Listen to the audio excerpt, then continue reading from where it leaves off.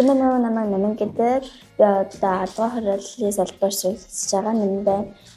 Би Сэмбэнд яваад 3 дахь жилдээ болж байна. Тоёо ахын би яагаад суралцах болсон бэ гэнгүүт би анх ингээд тоёо ахын юу юм бол гэж ээжээсээ гуйгаа явж утсан байхгүй юу. Тэнгүүт надад маш их таалагдаад би улам илүү явмаар санагдсан. Математик хичээлдээ улам илүү сайжраад явсан болохоор би одоо таслахгүй явагдаж байгаа. Манай багш болохоор миний зааж чадахгүй юмдаа төвлөрөөж өөрийгөө хичээл заадаг болохоор надад тэр нь илүү их гоё санагддаг.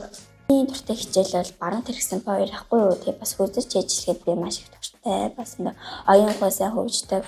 Миний нэг төсөөлж бодох чадвар улам илүү сайжирсаар байгаа.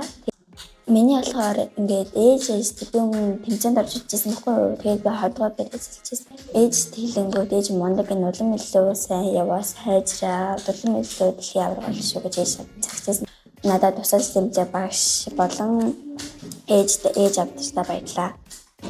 Нэмэдээс баярлалаа.